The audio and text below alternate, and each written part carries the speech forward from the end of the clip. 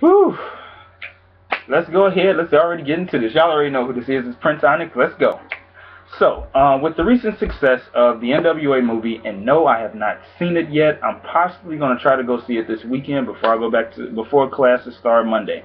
But anyway, with the recent success of the N.W.A movie, of course there have been different stories coming out, and of course, for those of you who know Vlad TV, if you are subscribed to him or if you check him out on YouTube, he has different videos where he's interviewed DJ Yella, and he's also interviewed Michel'le several times, and he has a couple of other videos of some interviews on Jerry Heller, who was the person who like pretty much found the group N.W.A, signed them to the label Ruthless Records, and so on and so forth. So it's like different videos on there with different people who were associated with N.W.A and or former members of N.W.A or people who were associated with Eazy-E back in the day. So pretty much with that, of course there comes the controversy of revolving around Dr. Dre, and how back in the 90s he had assaulted a woman who was a journalist at the time by the name of D. Burns. And ironically enough, the director of the movie, of the N.W.A movie, Gary Gray, he was actually her cameraman back in the day. He was her cinematographer back in the day when she was a journalist. So pretty much, she was. So what D. Burns, why she is in the news now, is because she's speaking up about the assault that Dr. Dre, you know, when he had beat her up back in the 90s, how that was taken out of the movie. And how, you know, she went into detail about what happened to her because she remembers everything like, you know, as if it were yesterday. So she was talking about that, and just, you know, how she further went on to say like how after what had happened with the assault, and how like, you know, this one Ice Cube interview that sort of ended up going left, and just, you know, a whole bunch of different factors that carried on. The links will be in the description box. She was talking about how later on she was blacklisted, and, you know, people would always ask her how come she's not on TV anymore, and, you know, does she want to go back to television? And she just simply let them know that it wasn't that she wasn't trying to get back on TV, it was because she, you know, was blacklisted. She was blackballed in the sense that nobody wanted to work with her, and that, you know, they didn't want their association with her to affect their relationship with Dr. Dre. And she, you know, whether she was told directly or indirectly that, you know, that they couldn't work with her. And then she auditioned. So when she had actually auditioned for the role of TT, which is the role that Kimberly Elise had got in the movie Set It Off. And Gary Gray was the director, and, you know, after she nailed the audition, he came out and told her, you know, they talked one-on-one, and he was just like, I can't give you the part, because he was casting Dr. Dre as another character. So he was casting Dr. Dre as a character in the film, so to have those two in the film, that would have been bad at the time, you know. So, ooh, excuse me. So yeah, he just, you know, it was simply like that. So also she brought up the fact that most recently she tried to get a job at Revolt, which is, you know, Diddy's network on TV. She tried to get a job there for years, and she, you know, and well, she's known Diddy for years, and that she's had the utmost respect for him. And instead of doing journalism, she's pretty much had to have a series of, you know, back-to-back 9-to-5, you know, day jobs just to make ends meet. So, you know, she pretty much was saying how she just talked about it all, and just, you know, of course there are a lot of people who are giving her a side eye, or a lot of people are giving her the side eye because they're like, oh, well, why is she coming out now? Because this movie is successful and she probably wants money, da da da da da.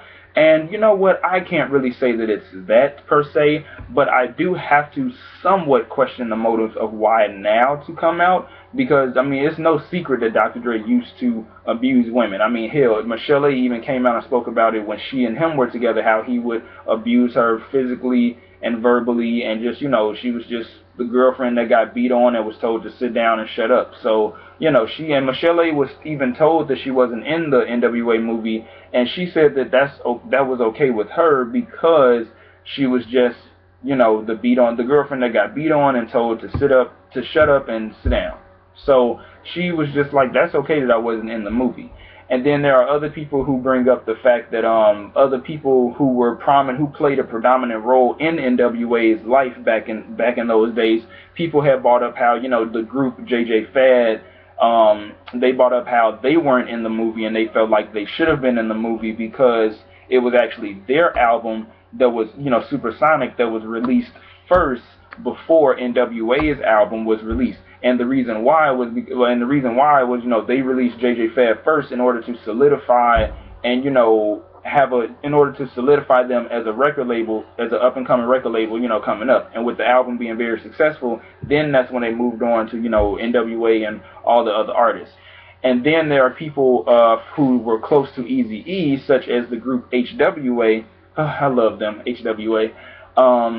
Who they're from Chicago, and the two members, I'm friends with them on Facebook, Baby Girl and Jazz. They you know, are back here. They live in Chicago, and they were well, Jazz was very vocal on Facebook about it because she felt that, you know, them along with, you know, Eazy-E's family and just, you know, different people who were in Eazy-E.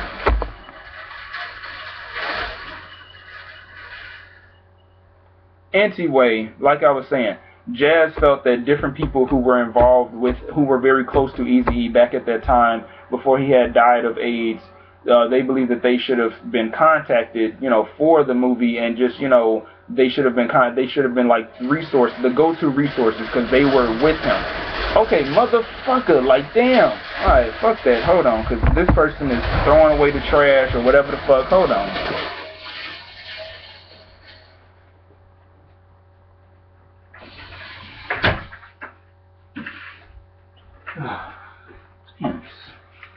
Son of a bitch.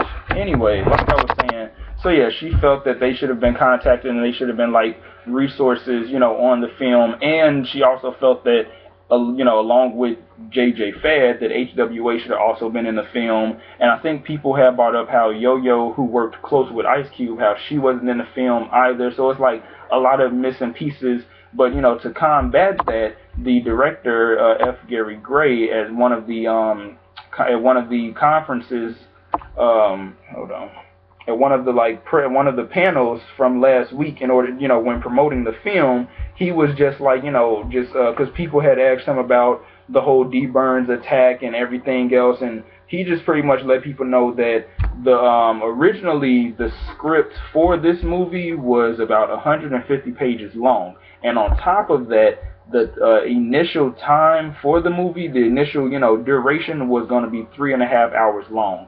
So, you know, originally they were going to probably include everybody and everything, but they had to shorten it to, you know, due to just, you know, timing and all that stuff. But also F. Gary Gray was saying that, you know, from his view, his point of view was to focus on the protagonist's narratives and not get distracted by what he called side stories, which that can kind of be taken offensive because, I mean, you're talking about a woman who got assaulted and you're talking about people who were initial to the N.W.A. story. So, you know, to call those events side stories, some will take that offensive, but I mean, that's just how he felt, you know what I'm saying? But, and also not just F. Gary Gray, but Ice Cube and Ice Cube, he's also said this too in interviews, that with all of these interesting stories, you can make multiple N.W.A. movies. So if somebody wanted to make, like, you know, another N.W.A. movie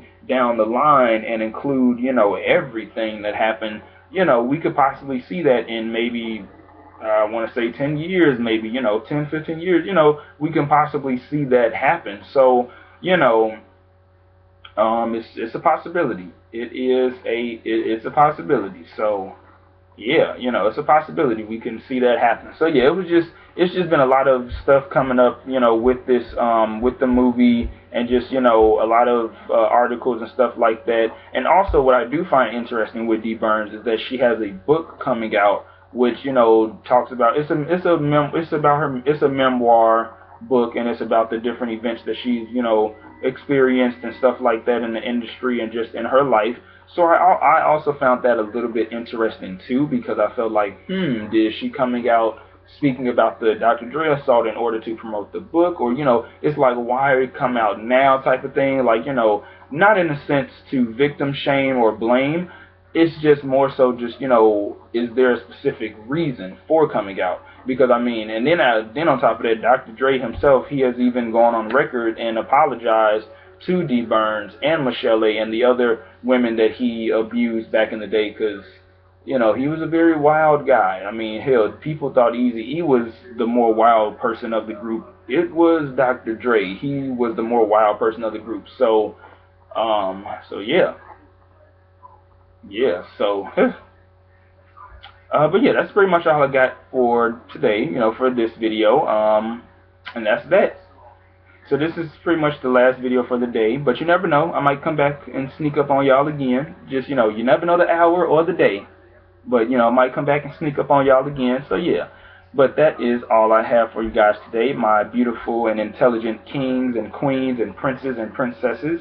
And I hope you all enjoy these videos. Be sure to share, like, comment, subscribe, do all that good stuff. And tell a friend to tell a friend to tell an auntie to tell a grandma to tell an uncle to tell a cousin. And, you know, all those good people to subscribe to your boy. So that is all, and I will see you guys later. Peace.